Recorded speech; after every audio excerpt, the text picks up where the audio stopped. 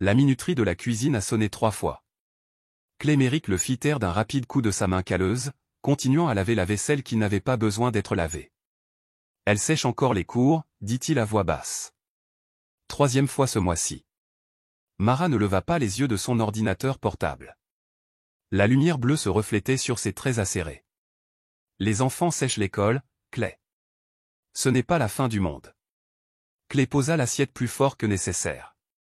Elle a 13 ans, Mara. Les jeunes de 13 ans ne décident pas simplement de s'éloigner tout seuls, puis de lui parler, a déclaré Mara, croisant finalement son regard avec un regard vide. Tu es doué pour les relations père-fille. Ce n'est pas le sujet. Où va-t-elle? Avec qui est-elle? Vous ne vous en souciez pas? Mara ferma son ordinateur portable en un clin d'œil. Bien sûr, je m'en soucie. Je ne catastrophise pas quelques cours d'algèbre manqués. C'est plus que ça. Clé s'essuya les mains, tordant la serviette entre ses doigts. Elle s'éloigne. Quelque chose ne va pas. Ou peut-être qu'elle est juste une adolescente. Non, je connais notre fille, même si tu ne la connais plus. La barbe a atterri. Les yeux de Marla se plissèrent légèrement. Elle se leva, lissant son chemisier avec une précision pratique. Je dois retourner au bureau, dit-elle. Il est presque 8 heures. L'affaire Anderson ne va pas se terminer d'elle-même. N'attendez pas. La porte se referma derrière elle avec un léger clic. Clé se tenait seule dans la cuisine, le robinet qui goutte marquait le pas dans le silence. Plus tard dans la soirée, Clé frappa à la porte de la chambre de l'Arc. Entrez, appela-t-elle, la voix étouffée. Il trouva sa fille les jambes croisées sur son lit, entourée de livres.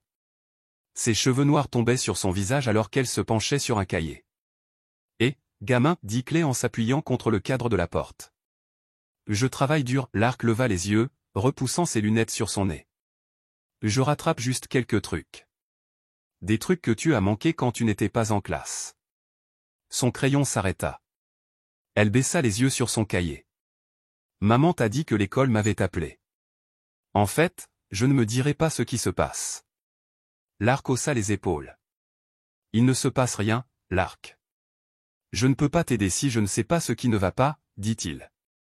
Peut-être que je n'ai pas besoin d'aide. Mais il y avait un frémissement dans sa voix. Clé remarqua une vieille radio sur sa table de nuit. Son boîtier était fissuré et son cadran manquait. Je ne travaille plus, mais je pensais que je pourrais peut-être le réparer.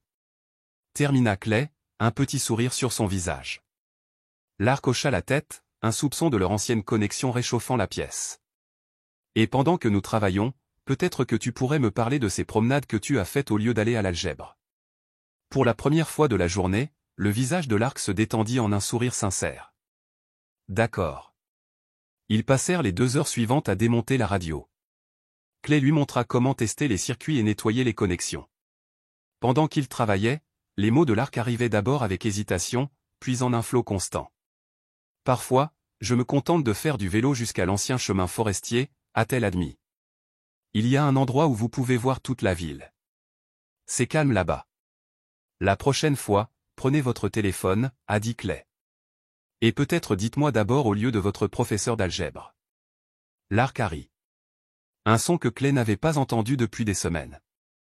Clé regarda son visage s'éclairer, mémorisant le moment. Plus tard dans la nuit, Clé resta éveillée, écoutant la voiture de Mara s'arrêter dans l'allée à 1h37 du matin. Elle se glissa dans son lit sans un mot, sentant l'air froid et le parfum qu'elle ne portait pas. Quand elle est partie, le téléphone de Clé a sonné à 15h42. Le lendemain, il était à l'atelier d'usinage, les mains couvertes de graisse. L'identification de l'appelant indiquait l'hôpital général Merci.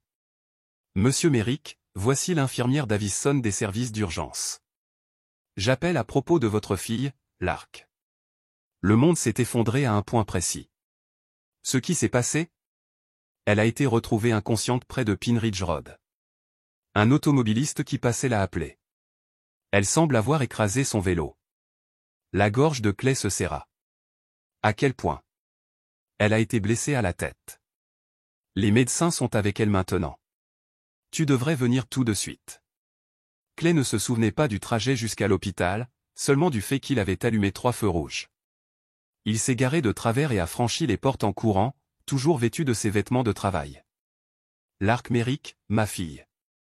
Où est-elle? L'infirmière leva les yeux. Monsieur, le médecin sera avec vous sous peu. Veuillez vous asseoir. Je ne veux pas m'asseoir. Je veux voir ma fille. Une porte s'ouvrit et un homme de grande taille en blouse blanche en sortit. Monsieur Méric, je suis le docteur Tram. S'il te plaît, viens avec moi. Votre fille a subi un traumatisme important à la tête. Le docteur Tram expliqua sa voix douce. Nous l'avons stabilisée, mais elle est inconsciente. Nous avons provoqué le coma pour réduire l'enflure du cerveau. Un coma? Répéta Clay d'un ton engourdi, mais elle va se réveiller, n'est-ce pas? La pause du docteur Tram dura un peu trop longtemps. Nous faisons tout ce que nous pouvons. Les prochaines 48 heures seront critiques. Ils s'arrêtèrent devant une pièce. Par la fenêtre, Clay pouvait voir des moniteurs entourant une petite silhouette dans le lit. Lark avait l'air minuscule sous les draps d'hôpital, son visage pâle, un tube respiratoire allant de sa bouche à une machine. Puis-je entrer? Bien sûr. Clay s'approcha lentement du lit. Il lui tendit la main, en prenant soin d'éviter les 4 lignes. Eh, gamin, murmura-t-il. Papa est là. La porte s'ouvrit derrière lui. Clay se retourna, attendant le docteur Tram, mais vit à la place une infirmière qu'il ne reconnut pas. Je m'appelle Shira, dit-elle doucement. Je m'occuperai de Lark pendant mon service. Puis-je t'apporter quelque chose? Clay secoua la tête. As-tu appelé ma femme? Oui, elle a été prévenue. Clay hocha la tête et se tourna vers Lark. Il rapprocha une chaise du lit et s'assit, lui tenant toujours la main. Que s'est-il passé exactement? Demanda-t-il sans lever les yeux. D'après ce que j'ai compris, elle a été retrouvée au pied d'un talus près de Pine Road. Son vélo était endommagé. Elle ne portait pas de casque. Le chemin forestier, l'endroit calme dont elle lui avait parlé la nuit dernière. Les heures passaient. Clay veillait, parlant doucement à Lark. Les infirmières allaient et venaient. Les médecins vérifiaient les dossiers et ajustaient les médicaments. Mara est arrivée 5 heures après Clay. Il a levé les yeux alors qu'elle entrait, notant son maquillage parfaitement appliqué, son blazer impeccable. Son visage était calme, les yeux secs. Je suis venue dès que j'ai pu m'éloigner, dit-elle en posant son sac sur une table d'appoint. Elle s'est approchée du lit et a regardé Lark. Qu'ont dit les médecins? Clay a observé le visage de Mara pour déceler toute fissure dans son calme, dit-elle en écartant une mèche de cheveux du front de Lark avec une tendresse exercée. Pensez à leur conversation dans la cuisine, le rejet par Mara des absences de Lark. Une soudaine froideur s'installa dans sa poitrine. Je ne sais pas, ment-il. Les jours se confondaient dans la chambre stérile de l'hôpital. Clay n'est parti que lorsqu'il y a été contraint. Mara allait et venait, citant ses engagements professionnels, ses apparitions brèves et performatives. Les nouvelles du docteur Tram devenaient de moins en moins optimistes à chaque visite.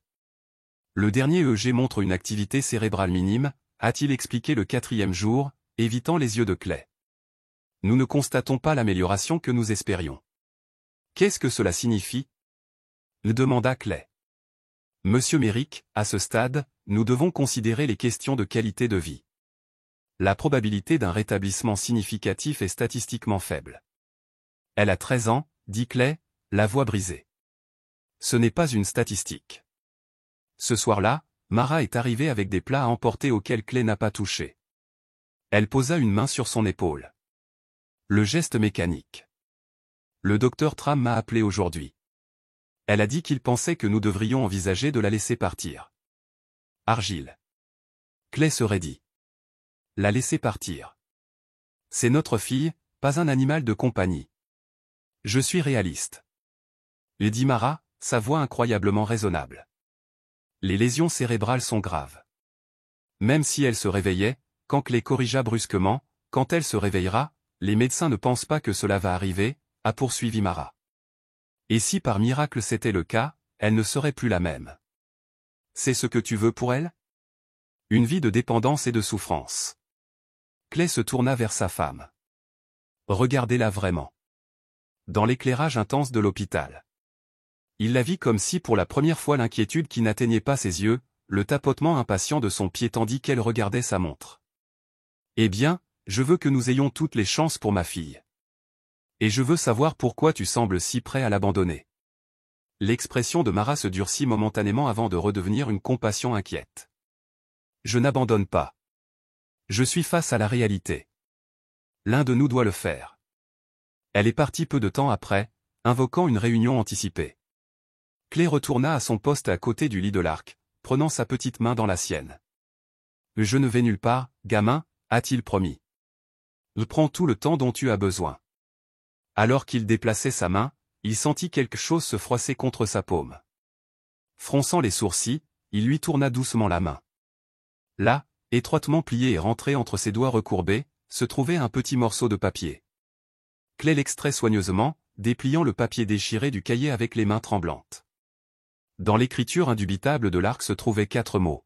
« Papa, aide-moi. » Clay regarda la note, la lisant encore et encore. Une froide certitude s'installa dans son ventre. L'Ark n'était pas simplement tombé. Elle avait caché cette note, sachant qu'elle était en danger. Il regarda le visage immobile de sa fille. « Je le ferai, » murmura-t-il en pliant le billet et en le glissant dans sa poche. « Je le promets. » Le lendemain matin, Clay a coincé le docteur Tram devant la chambre de l'Ark. Le médecin sursauta à l'approche de Clay, manquant presque de laisser tomber son bloc-notes. « Monsieur Merrick, » dit-il en ajustant ses lunettes. « Je révisais justement les dernières lectures de l'Ark. » Et Clay a demandé, bloquant le passage du médecin. « Aucun changement significatif, j'en ai peur. Avez-vous eu l'occasion de discuter des options avec votre femme? C'est de cela que je voulais te parler. » Clay s'approcha, la voix basse. « Vous semblez terriblement déterminé à nous convaincre qu'il n'y a aucun espoir. Pourquoi donc? » Le docteur Tram déglutit visiblement. « Je suis simplement un protocole médical pour les cas désespérés. » Ce n'est pas un cas désespéré. Les paroles de Clay étaient coupées. C'est une jeune fille de 13 ans qui mérite toutes ses chances. Bien sûr, mais la réalité de son état. La réalité, l'interrompit Clay, c'est que quelqu'un veut que ma fille meure. Et je me demande pourquoi vous êtes si désireux de les aider. Le docteur. C'est une accusation grave. Peut-être que le stress affecte votre jugement. Mon jugement est bon, dit Clay. Mais le vôtre semble compromis. Qui vous a parlé, docteur? À côté de ma femme. L'expression du docteur Tram changea. Peur de remplacer le détachement professionnel. Je ne sais pas ce que vous insinuez, mais je vous assure que je ne me soucie que du bien-être de votre fille. Alors prouve-le, dit Clay. Effectuez plus de tests, essayez différents traitements, faites votre travail. Il y a des réflexions, des ressources hospitalières, des comités d'éthique. Je me fiche des ressources ou des comités, dit Clay d'une voix dangereusement basse. Je me soucie de ma fille, et si quelque chose lui arrive parce que vous prenez des raccourcis ou cédez à la pression, je vous tiendrai personnellement responsable. Le docteur Tram hocha la tête par saccades. Oh, je vais voir ce que nous pouvons faire d'autre. Cette nuit-là, Clay retourna dans la maison vide pour prendre une douche et changer de vêtements. Dans leur chambre, il a trouvé le parfum de Mara sur la commode, pas celui qu'elle portait habituellement, mais une marque plus récente et plus chère. Son placard contenait des vêtements qu'il n'avait jamais vus auparavant. Le téléphone de Clay sonna. Le nom de Mara apparut sur l'écran. « Où es-tu » elle a demandé quand il a répondu. « Je suis passé à l'hôpital, mais tu n'étais pas là. »« À la maison, dit-il. J'avais besoin d'une douche et de vêtements de rechange. »« Bien. Tu devrais te reposer. Je resterai avec l'Ark ce soir. » Il y a une semaine, il aurait été reconnaissant pour cette offre. Maintenant, cela lui faisait froid dans le dos. « Pas besoin, dit-il avec désinvolture. Je rentre maintenant. »« Clay, tu es épuisé. Laisse-moi faire un tour. » J'ai dit « non ». Les mots furent plus aigus qu'il ne l'avait prévu. Le silence s'étira entre eux. Lorsque Mara reprit la parole, sa voix était soigneusement neutre. « Très bien, j'ai du travail à rattraper de toute façon. » Clay retourna à l'hôpital et trouva Shira vérifiant les signes vitaux de l'Ark. Elle sourit en le voyant. « Un timing parfait, dit-elle. J'étais sur le point de la changer. » Clay la regardait travailler, ses mouvements étaient doux et efficaces, contrairement au docteur Tram. Elle parlait à l'Ark comme si la jeune fille pouvait entendre chaque mot. « Tu es bien avec elle. » Argyle observait. Shira sourit. « Cela. Fait partie du travail, mais c'est une enfant spéciale. Comment peux-tu le savoir? Les plus calmes le sont toujours. Elle termina sa tâche et se tourna vers lui. En plus, elle se bat pour elle. Tous les patients n'ont pas cette chance. Quelque chose dans son ton poussa Clay à la regarder de plus près. Que veux-tu dire? Shira jeta un coup d'œil vers la porte avant de répondre. Juste que certains médecins abandonnent trop facilement, surtout sous la pression de membres de la famille qui pensent être les meilleurs. Ma femme a-t-elle fait pression sur le docteur Tram? Shira s'occupa du dossier de l'ARC. Je n'ai pas dit ça. Vous n'étiez pas obligé de le faire. Clay se rapprocha, baissant la voix. S'il vous plaît, si vous savez quelque chose, je ne suis qu'une infirmière, monsieur Merrick. Je fais mon travail et je rentre chez moi. Et une partie de votre travail consiste à protéger vos patients, n'est-ce pas? Shira croisa son regard. L'incertitude se bat contre la résolution sur son visage.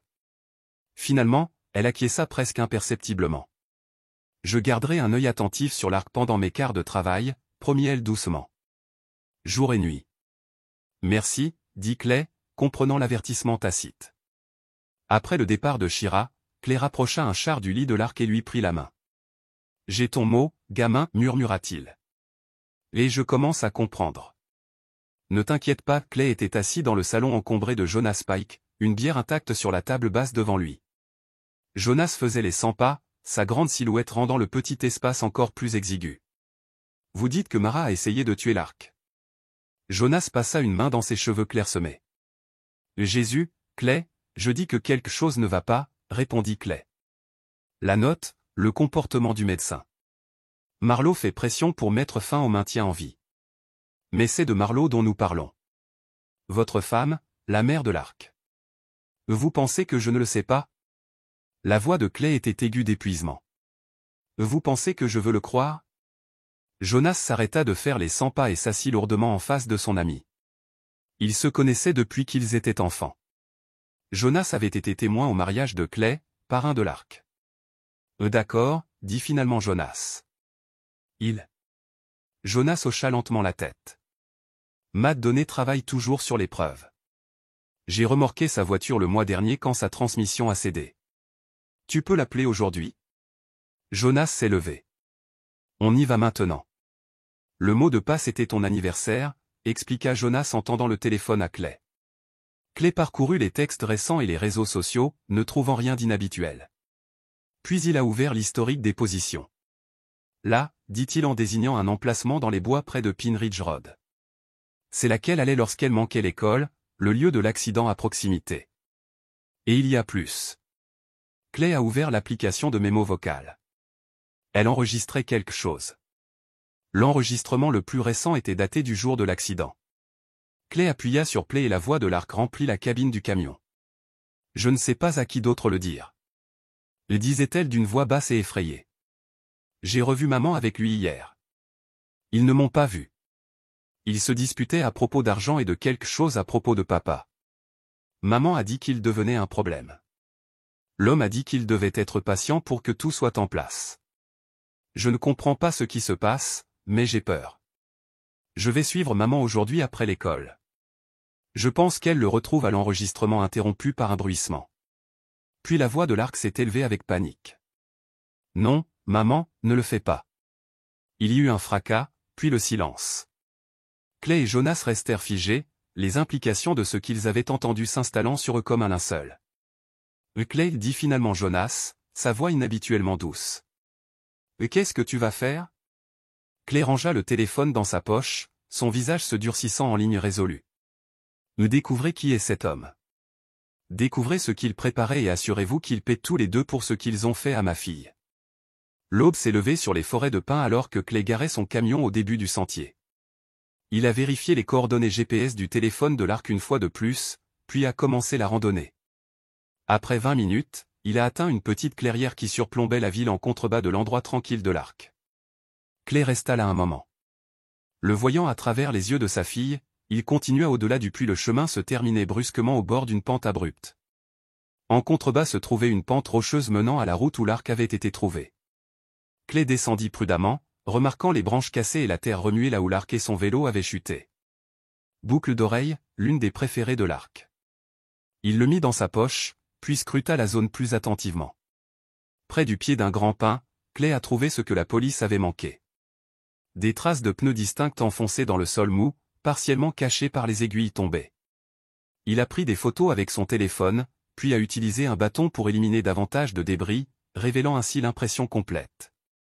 Les bandes de roulement étaient des pneus toute saison distinctifs et coûteux, le genre de pneus sur lesquels Mara avait insisté pour sa sédentaire de luxe.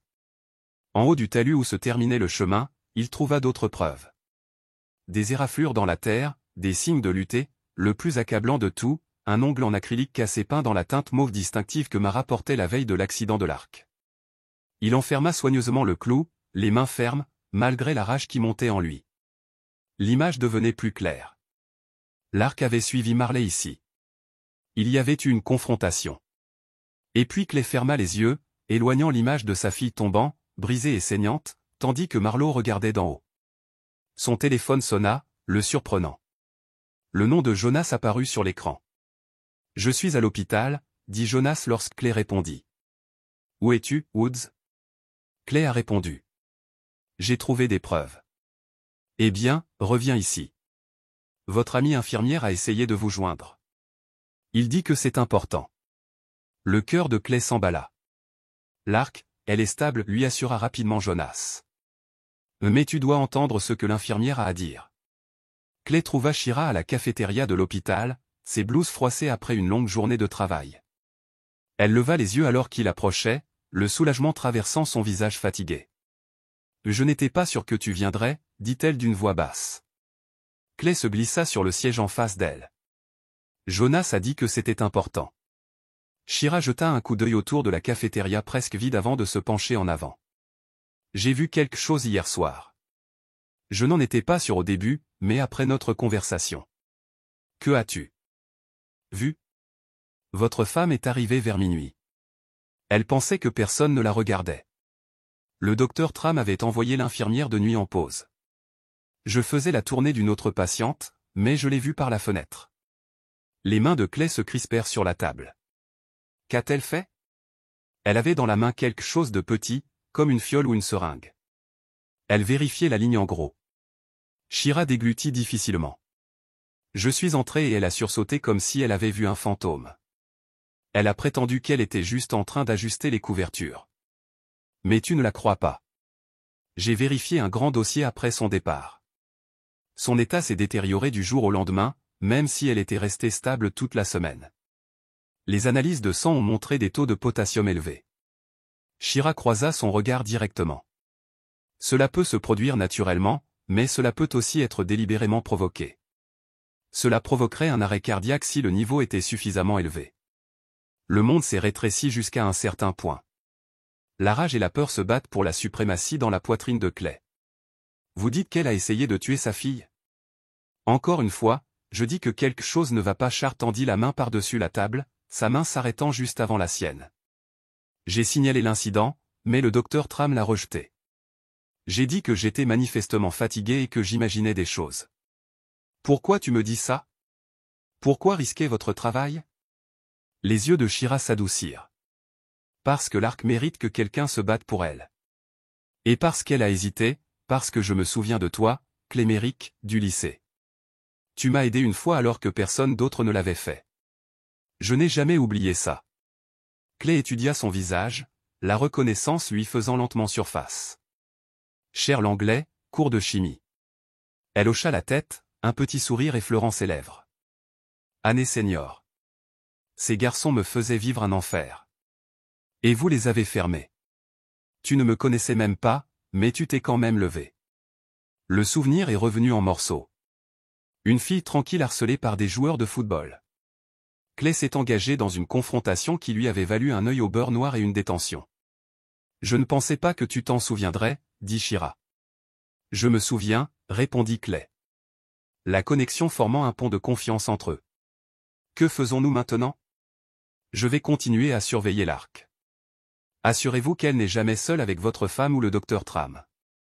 Mais Clay, tu as besoin de preuves. De vraies preuves, pas seulement des soupçons. J'y travaille. Clay hésita, puis décida de lui faire davantage confiance.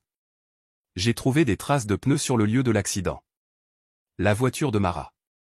Et j'ai un enregistrement du téléphone de l'arc parlant de Mara rencontrant un homme et planifiant quelque chose. Un homme? OMS? C'est ce que je dois découvrir. Cette nuit-là, Clay a attendu que Mara parte pour une autre réunion tardive avant d'entrer dans son bureau à domicile. L'ordinateur a demandé un mot de passe. Il a essayé les plus évidents. Aucun n'a fonctionné. Il a appelé Jonas, qui est arrivé 19 minutes plus tard avec un petit appareil qui ressemblait à une clé USB. C'est un pirate de mots de passe, a-t-il expliqué. Je l'ai reçu d'un ami qui travaille dans la sécurité informatique. Ils attendirent, regardant l'appareil parcourir les combinaisons de mots de passe. Après 7 minutes tendues, l'écran s'est déverrouillé. Et maintenant? Demanda Jonas. Nous recherchons tout ce qui a trait à l'arc, à moi, à un autre homme. Clay commença à parcourir les fichiers. Rien ne semblait inhabituel jusqu'à ce que Clay ouvre son courrier électronique et trouve un dossier intitulé simplement R. À l'intérieur se trouvaient des centaines de courriers électroniques échangés avec quelqu'un utilisant l'adresse Ordrig sur securitexsolutions.com. Clay a ouvert le plus récent dont nous avons besoin pour avancer. Elle devient méfiante. L'incident avec elle a compliqué les choses, mais il est encore temps de sauver le plan. Retrouve-moi demain. Lieu habituel. Et la réponse fut brève. Quoi qu'il en soit. Je ne me suis pas inscrit pour arrêter à mi-chemin. La main de Clay se serra sur la souris. Rig. Jonas regarda l'écran par-dessus son épaule. Qui diable est Rig?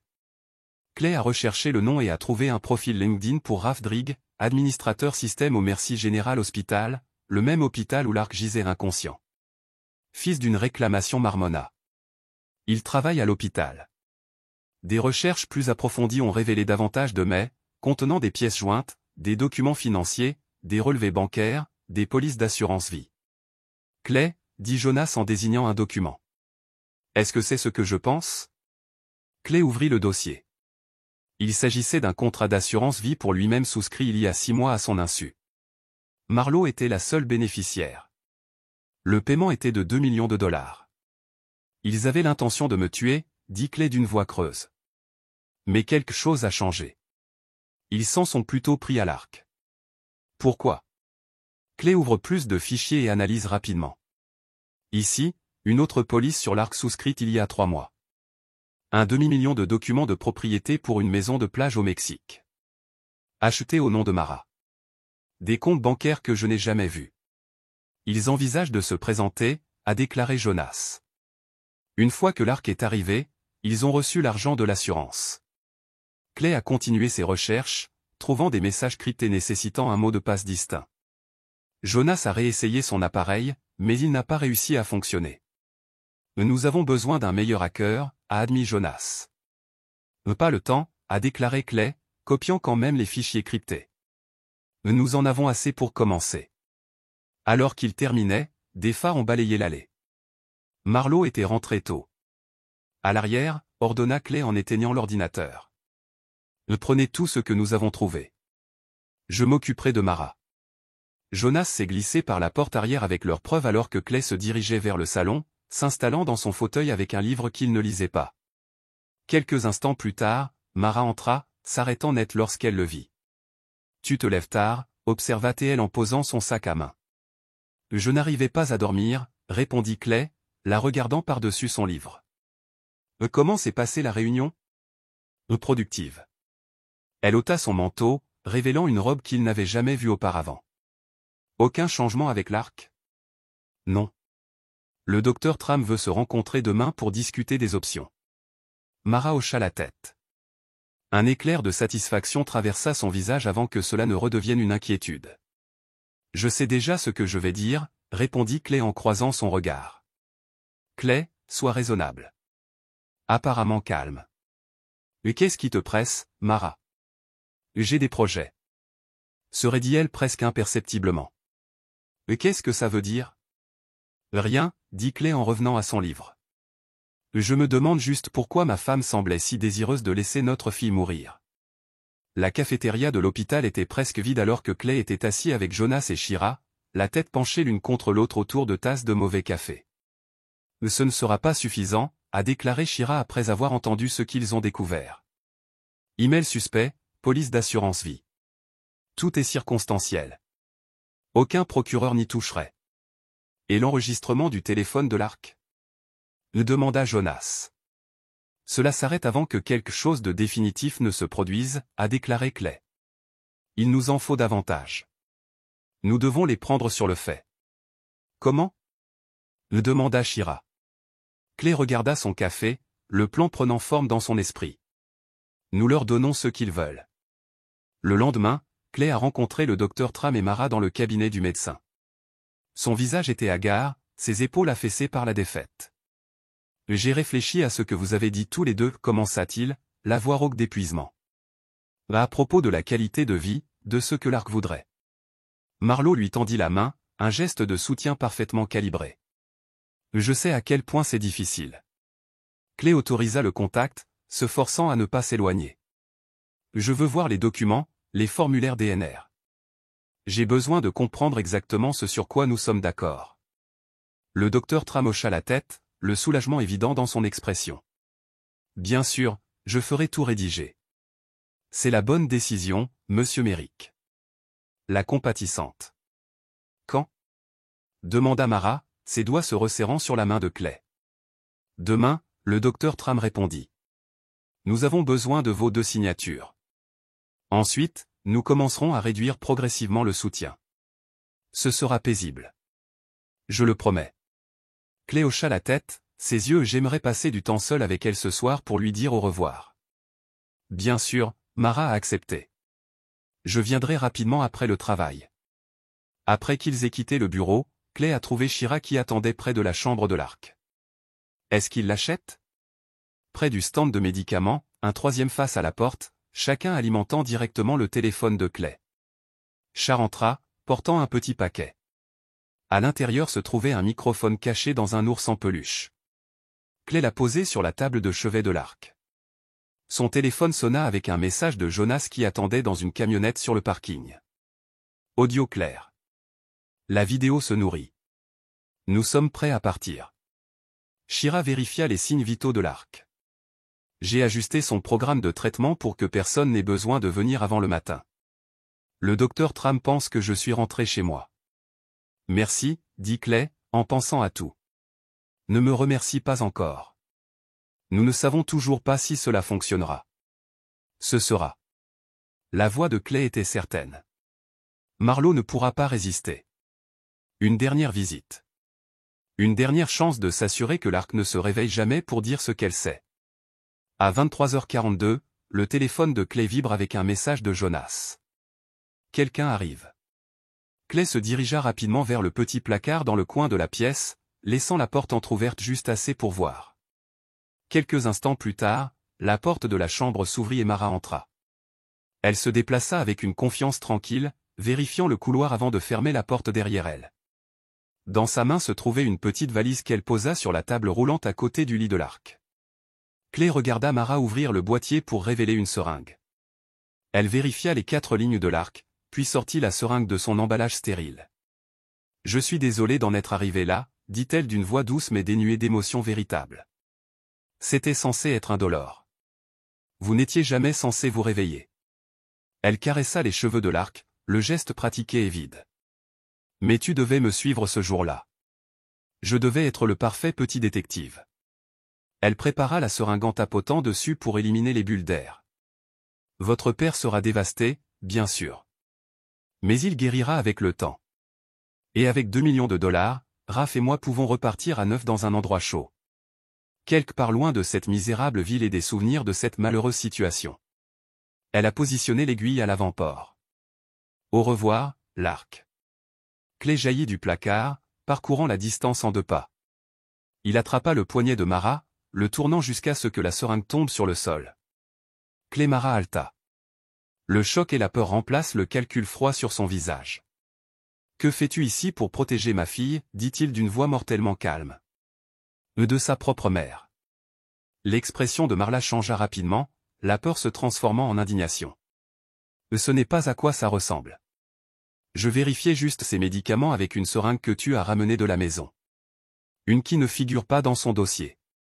La poigne de Clay se resserra. Ne me mens pas. Pas plus.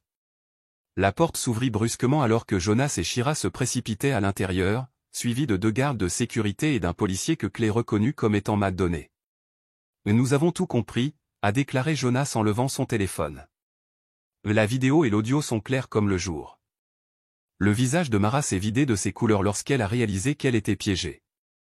Pendant un bref instant, son masque glissa complètement, révélant le froid calculant dessous. « Mais tu n'as aucune idée de ce que tu fais » siffla-t-elle à l'argile. « Ce n'est pas fini. » En fait, a déclaré l'agent Donnay en s'avançant avec des menottes. « Je pense que oui. Marla Merrick, vous êtes en état d'arrestation pour tentative de meurtre sur l'Arc Merrick. » Clay les regarda emmener Marlowe, son sang-froid se brisant à chaque pas, des menaces et des dénégations sortant de ses lèvres. Une fois parti, il retourna à l'Arkside, lui prenant à nouveau la main. « C'est fait, gamin, murmura-t-il.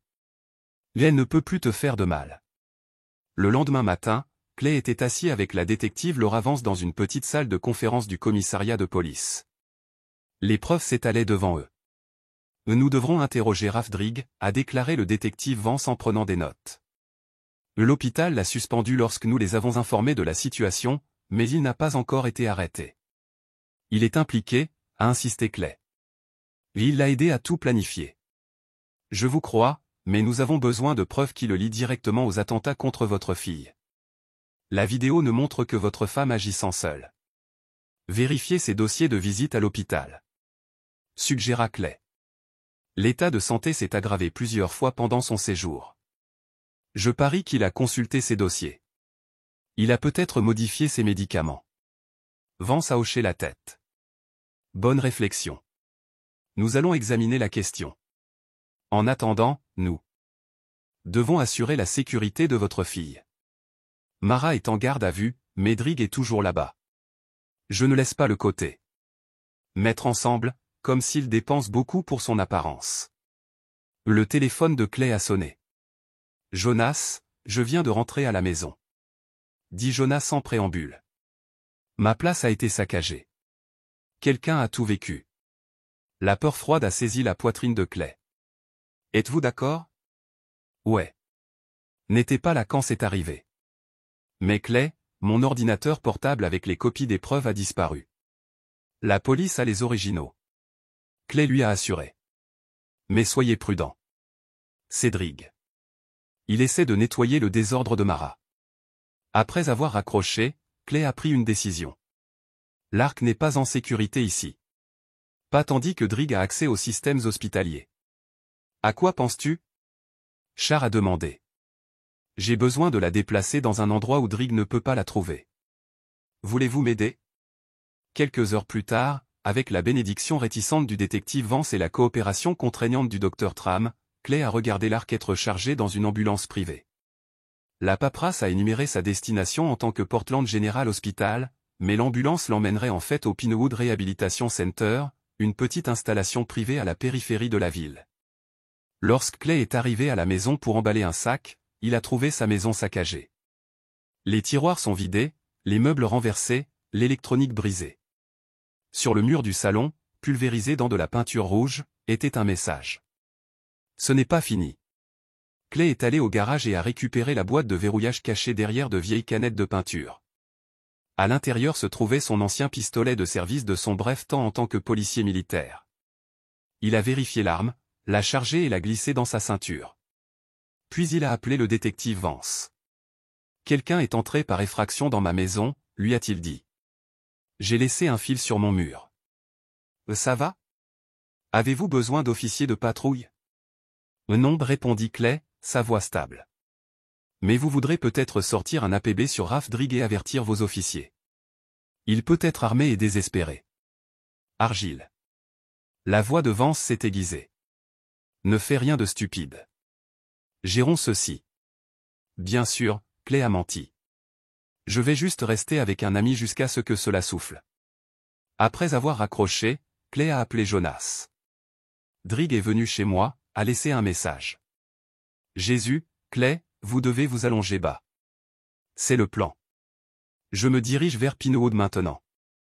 Mais d'abord, j'ai besoin que vous fassiez quelque chose pour moi. Nommez-le. Découvrez où Vidrig et s'il est là en ce moment. Le palais de justice imposait un monument en granit à la justice auquel Clay ne croyait plus. Il était assis raideur dans la chaise en bois dur, regardant l'avocat de sa femme chuchoter à l'oreille. Mara avait l'air petite dans sa combinaison orange, ses cheveux se retirent sévèrement. Le juge Howard Drigg, le frère de la course, Clay, avait découvert le banc avec un ennui à peine dissimulé. La ressemblance familiale était frappante. Le même visage mince, les mêmes yeux froids derrière des lunettes chères, Monsieur Merrick. Le juge s'est adressé directement à Clay. Ce sont des accusations très sérieuses que vous avez faites contre votre femme. Des accusations selon lesquelles les preuves ne soutiennent pas pleinement. L'avocat de Clay a été soumis à la cour de cour à déplacer inconfortablement à côté de lui. Votre honneur, nous avons soumis clairement les preuves vidéo. Ce qu'il montre, le juge Drigg interrompu, c'est une mère désemparée qui vérifie sa fille gravement blessée. La défense a fourni des témoignages d'experts suggérant que la substance dans la seringue était un supplément standard, pas un composé mortel. C'est parce que la seringue réelle a disparu des preuves, a déclaré Clay, incapable de garder l'amertume de sa voix. Le juge Drigg l'a réparé avec un regard froid. Monsieur Merrick, vous ne parlez que lorsque vous vous trouvez directement. Maintenant, en ce qui concerne l'enregistrement du téléphone de votre fille, la défense soutient qu'elle a été modifiée, et nos experts techniques ne peuvent pas vérifier son authenticité sans l'appareil d'origine, qui a également disparu. Clay serra ses poings sur la table. Le téléphone de Large avait été en preuve de la police jusqu'à ce que ce ne soit pas. Tout comme la seringue, tout comme les échantillons de sol du site de l'accident, tous ont disparu.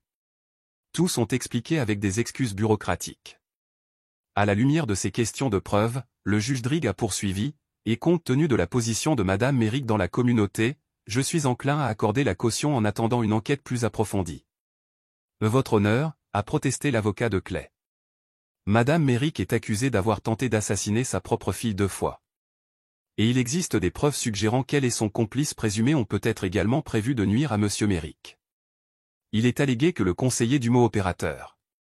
Le juge Drigg mélange des papiers sur son banc. La caution est fixée à $200 000. Madame Merrick renoncera à son passeport et restera dans le comté. Cas suivant. Alors que Marlowe était emmenée, elle a attiré l'attention de Clay pour la première fois. Le masque a glissé un instant, et il a vu ce qui avait toujours été leur triomphe froid. L'aspect de quelqu'un qui savait que le système se plierait à sa volonté. À l'extérieur du palais de justice, Clay se tenait sous la pluie, la laissant tremper à travers sa veste de costume. Le détective Vance s'est approché, l'air aussi frustré qu'il le ressentait. « Je suis désolé, a-t-elle dit. Je savais que Howard Drigg était un problème, mais je ne pensais pas qu'il serait aussi flagrant. Elle sera sortie par le dîner, a déclaré Clay catégoriquement. Et l'arc n'est toujours pas sûr. Nous recherchons toujours Raph Drigg, Vance lui a assuré. Et j'ai attribué un officier à Pinewood. Ce ne sera pas suffisant. Clay regarda les marches du palais de justice où l'avocat de Mara ne pouvait pas accepter la fille de sa fille. The case isn't closed, Clay. Oui, elle find more evidence. But Clay had stopped listening. Et had reached the bottom, the place where faith in system and justice died. Now there was only one path forward, one he would walk alone. Clay sat his truck outside Raph Drigge's upscale apartment building, watching his lights flicked on in windows. 3 days had passed since Mara's release on by. 3 days of careful planning. HIS burner phone buzzed with a text from Jonas. I'm just arrived at place de Herde. Quelques minutes plus tard, il a repéré Mara et Raph émergeant de l'ascenseur dans le hall du sol en marbre, la tête se pencha près les unes des autres dans une conversation urgente. Même à distance, Clay pouvait lire la tension dans leur corps. Les mains de Marla se déplaçaient brusquement en parlant. Raph ne cessait de regarder autour de lui. La fatigue de la proie détectant un prédateur à proximité. Ils se sont disputés brièvement avant de disparaître dans un couloir vers l'appartement de Raph. Clay a vérifié sa montre. Il était temps qu'il compose un numéro sur le téléphone du brûleur. Après 2 anneaux, une infirmière à Pinewood a répondu. C'est le docteur Westfield, a déclaré Clay, approfondissant sa voix. J'ai besoin de parler avec l'infirmière Langlais concernant l'arc Merrick. Un instant plus tard, Shira est venue en ligne. Ceci est l'infirmière Langlais. Il est temps, dit Clay simplement. Est-ce que tout est prêt? Oui, Char a répondu, en maintenant son ton professionnel. La patiente a montré une amélioration significative pendant les tests de ce matin. L'activité des vagues du cerveau approche des modèles normaux. Excellent, a déclaré Clay, en regardant la construction de la course. Raf Drigg, administrateur des systèmes, a déclaré Clay, gardant sa voix coupée et faisant autorité, imitant la manière de Raf des séquences vidéo qu'il avait étudiées. Je travaille à distance aujourd'hui et j'ai besoin d'accéder aux fichiers des patients pour un audit. Mon jeton de sécurité ne fonctionne pas. Je peux le réinitialiser, monsieur Drigg. Il suffit de vérifier votre identifiant d'employé. Clay a récité le numéro qu'il avait mémorisé à partir des informations sur le fichier personnel de Raf que Jonas avait acquis auprès d'un ami en RH. Tout set, monsieur Drigg.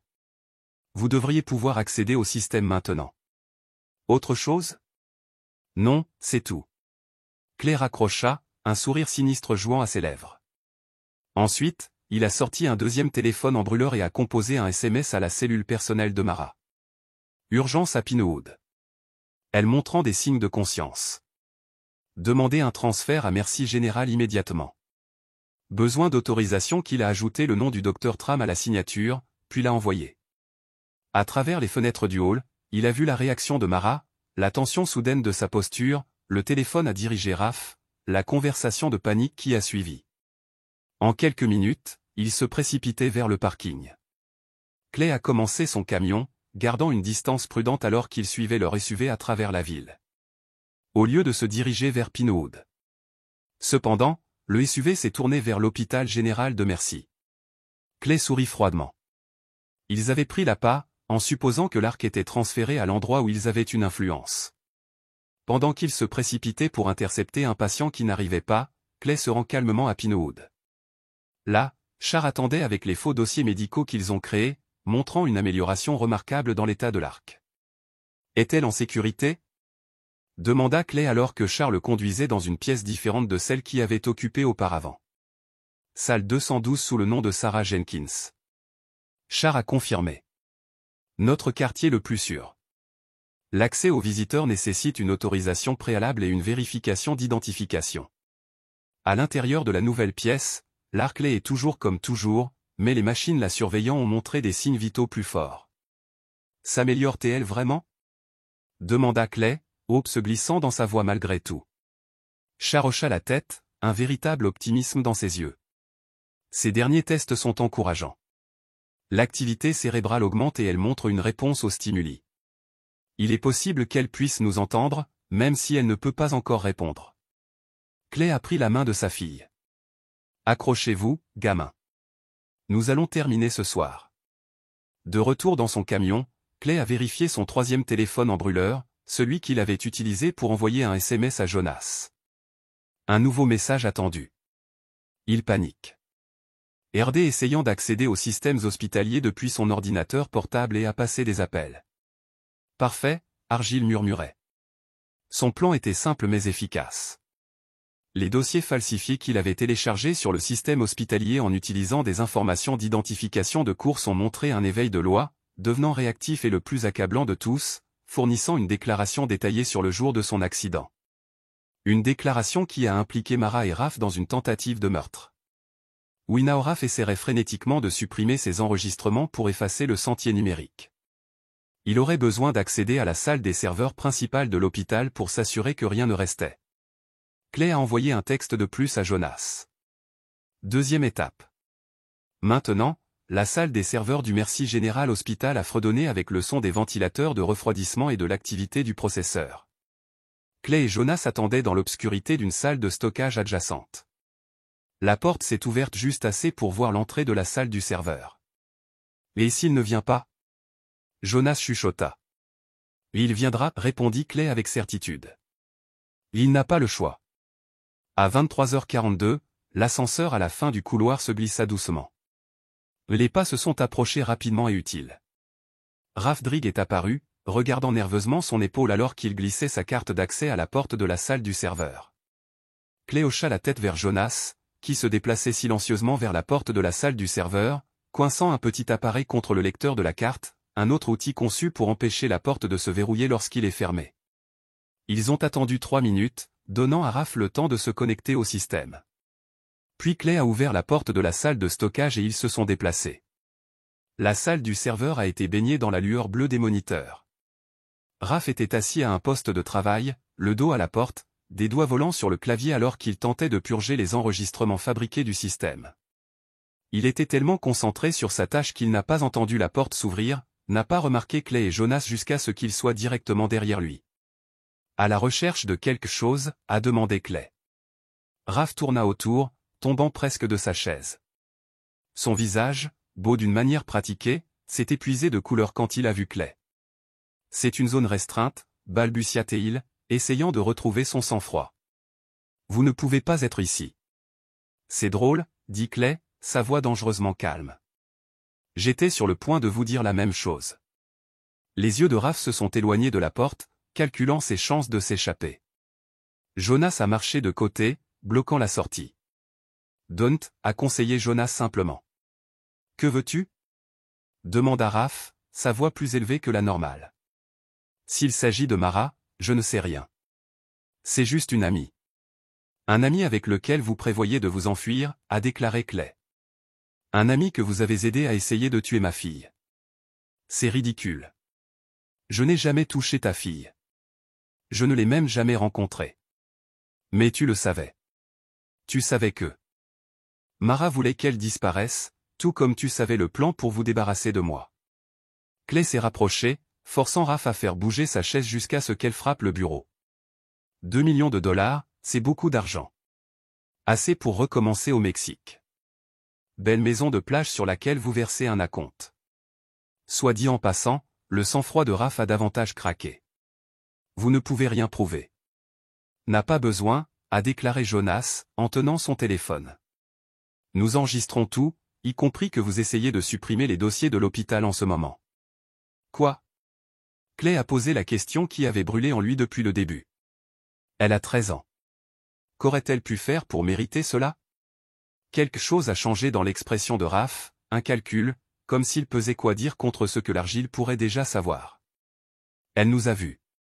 Il a admis enfin ce jour-là dans les bois. Elle a suivi Mara, nous a entendu parler du plan d'assurance. Nous ne savions pas quelle était là avant qu'il ne soit trop tard. Alors Mara l'a poussé. Clay a déclaré que la confirmation atterrissant comme un coup physique malgré ses soupçons. Sa propre fille. C'était un accident. Raph a insisté, bien que ses yeux trahissent le mensonge. Elle essayait juste de l'empêcher de s'enfuir, de vous le dire. La fille est tombée. Personne ne voulait que cela se produise. Les mains de Clay se serrent à ses côtés. Et après, la falsification de ses médicaments, la tentative de la retirer de la vie, ce sont aussi des accidents. Raph a avalé fort. Mara a dit que ce serait plus humain, que la fille ne se réveillerait jamais de toute façon, n'aurait jamais une vie normale. Pourquoi la laisser souffrir? Parce qu'elle est ma fille, a déclaré Clay, sa voix craquant légèrement. Et elle mérite chaque chance de vivre. Les yeux de Raph se sont émis sur l'écran de l'ordinateur où son programme de suppression était encore en cours. Clay a suivi son regard. Arrêtez-le, a-t-il ordonné. Les fichiers sont déjà trop tard, a déclaré Red. Dans 5 minutes, il ne reste plus de preuves, tout comme il n'y avait aucune preuve au palais de justice. Jonas avança, éloignant doucement l'argile de côté. Heureusement pour nous, j'ai apporté ceci. Il a brandi un petit appareil connecté à un disque dur portable. J'ai tout enregistré depuis que vous vous êtes connecté. Chaque touche, chaque fichier que vous avez touché, la couleur s'est épuisée du visage de Raph. Vous ne pouvez pas déjà l'avoir fait. Jonas a interrompu la connexion de l'appareil au poste de travail. Et maintenant, nous allons avoir une petite conversation. Vous allez nous dire exactement ce qui s'est passé depuis le début. Comment tu as rencontré Mara? Comment prévoyez-vous de tuer Clay pour l'argent de l'assurance? Comment vous avez-vous aidé à dissimuler ce qu'elle a fait pour attirer? Et pourquoi ferais-je ça? Demanda Raph, le désespoir rendant sa voix vif. Clay se pencha, apportant son niveau de visage avec des rafles. Parce qu'en ce moment, la détective Vance exécute un mandat de perquisition sur votre appartement où elle va trouver les preuves que vous avez si soigneusement volées au poste de police. Et parce que si vous ne coopérez pas, je vais m'assurer que tout le monde sait ce que vous avez fait, y compris les gars de la prison d'État où ils mettent des enfants tueurs dans la population générale. La peur scintille dans les yeux de Raph. Je veux un avocat. Bien sûr, Clay a convenu facilement. Après que vous nous aimiez les épaules, il a été affronté, le combat allant de lui. Vaincu. Commencez à parler. Le gala de charité du Grand Hôtel était l'événement social d'Oak de la saison. Marla Merrick est arrivée à la mode en retard, tournant la tête dans une robe noire qui coûte probablement plus cher que le salaire mensuel de la plupart des gens. Sa comparution devant le tribunal n'avait fait qu'améliorer sa mystique. La femme lésée, la mère dévouée accusée à tort par un mari instable. Elle a parfaitement joué le rôle et les cercles sociaux d'Oak l'avaient accueillie à bras ouverts. Elle s'est déplacée à travers la foule avec la grâce de la pratique, d'accepter les condoléances et les touches de soutien avec juste la bonne quantité de souffrance digne. Personne n'a mentionné la combinaison orange qu'elle avait portée quelques jours plus tôt. Personne n'a osé poser des questions sur la fille qui se trouvait encore comme Maos ou le mari absent de son côté. Le thé précisément 21h30 alors que le groupe a fait une pause et que le président de l'événement a approché le microphone pour les annonces. Les doubles portes de l'hôtel s'ouvrirent. La détective Laura Vance est entrée, flanquée de 2 officiers en uniforme. Derrière eux est venu de l'argile, son visage placé dans des lignes sinistres. La conversation bégaya et mourut alors qu'il se déplaçait délibérément à travers la foule. Mara, acceptant un verre de champagne d'un serveur, n'a pas remarqué jusqu'à ce que le cercle autour d'elle se scille. Elle se tourna, la pratique souriant se congelant sur son visage alors qu'elle voyait Clay s'approcher. « Que faites-vous ici » demanda-t-elle, sa voix portant dans le silence soudain. « Vous violez l'ordonnance d'interdiction. » « En fait, il ne l'est pas » a déclaré le détective Vance, avançant. Cette commande a été renvoyée cet après-midi. Elle a tiré un document de l'intérieur de sa veste. J'ai autre chose cependant. Mara Merrick, vous êtes en état d'arrestation pour la tentative de meurtre d'Aric, complot en vue de commettre une fraude à l'assurance et la tentative de meurtre de Clay Merrick. Le verre de champagne de Mara glissa de ses doigts, se brise sur le sol en marbre. C'est absurde. Vous avez déjà essayé cela et le juge s'est récusé de l'affaire. Vance a interrompu après que la preuve de son ingérence a été portée à l'attention du Conseil judiciaire de l'État. 2 écrans géants de chaque côté de la salle de bal destinée à la présentation caritative se sont soudainement allumés. Le visage de Raph Drigg est apparu, pâle et nerveux alors qu'il était assis dans une salle d'interrogatoire. C'était l'idée de Mara depuis le début. Sa voix résonna à travers la salle de bal à sourds. Elle a dit que son mari avait une police d'assurance vie substantielle et que personne ne se demandait s'il avait un accident lors de son atelier. Nous l'avons planifié pendant des mois. Ensuite, la fille a compliqué les choses. Elle nous a entendus dans les bois ce jour-là. Mara, elle la poussa dans le talus. Nous pensions qu'elle était morte, mais quand elle a survécu, Mara a décidé qu'il valait mieux le terminer à l'hôpital. Faites en sorte que les blessures étaient trop graves. Mara se précipita pour la sortie la plus proche, mais les policiers se sont rapidement déplacés pour bloquer son chemin. C'est une configuration, a-t-elle crié, en regardant sauvagement le soutien des alliés qui s'étaient tenus à côté d'elle au tribunal. Mais les visages qui ont rencontré les siens étaient maintenant choqués, horrifiés, reculant comme si sa culpabilité était contagieuse. Nous avons tout, Mara dit tranquillement Clay. Les polices d'assurance, la propriété du Mexique, les dossiers de l'hôpital supprimés, et nous avons la toute confession de Raph, y compris la façon dont vous avez tous 2 altéré des preuves et soudoyé un juge. Le sang-froid de Mara s'est complètement brisé. Son visage se tordait de rage alors qu'elle tournait sur l'argile. Vous pensez avoir gagné? Tu n'es rien sans moi. Rien. Je t'ai fait. Je vous ai donné une vie au-delà de cet atelier d'usinage pathétique. Je vous ai donné une fille. Et puis vous essayez de l'emmener. Répondit Clay, sa voix stable. Pourquoi? Pour de l'argent? Pour lui? Pour la liberté? Mara spat. Liberté de votre contentement en petite ville. Votre refus absolu d'être plus que vous. Avez-vous une idée de ce que c'est que d'être marié à un homme sans ambition? Aucune vision. Le détective Vance s'est avancé, des menottes prêtes. Madame Merrick, vous avez le droit de garder le silence. Je n'ai pas besoin de me taire. Siffla Mara. Sa façade est maintenant complètement tombée. Raph n'aurait pas parlé. Pas volontairement. Qu'avez-vous fait, Clay? Que as-tu promis? Rien qu'il ne méritait pas, a répondu Clay. C'est exactement ce que vous allez obtenir. Alors que les policiers conduisaient Marlowe, ses malédictions et ses accusations résonnant des murs de la salle de bal, Clay n'a ressenti aucune satisfaction, pas de triomphe, seulement un soulagement creux qu'il était finalement terminé. Char a placé un vase frais de fleurs sauvages sur la table de chevet, les ajustant afin que Lark les verrait d'abord si elle ouvrait les yeux. La salle privée de Pinewood était devenue une deuxième maison au cours des dernières semaines. Clay avait ajouté des touches personnelles. Les livres préférés de Lark, photographe. Une petite corde de fée qui a donné à l'espace stérile une lueur chaude. Ses couleurs mieux aujourd'hui, a observé Shira, vérifiant les moniteurs qui étaient devenus aussi familiers à l'argile que sa propre réflexion. Clay hocha la tête, ne quitte pas les yeux du visage de sa fille. Les médecins étaient prudemment optimistes. L'activité cérébrale a continué d'augmenter. Elle a répondu au stimulus. Une pincée de la main, un changement de lumière. De petites victoires que Clay a collectées comme des pierres précieuses. Je devrais y aller, dit Shira à contre-cœur. Mon quart de travail commence en 30 minutes. Clay leva les yeux, attrapant sa main alors qu'elle se tournait pour partir. Merci pour tout. Je n'aurais pas pu faire ça sans toi. Le sourire de Char était chaud, atteignant ses yeux d'une manière que l'argile avait presque oublié les sourires.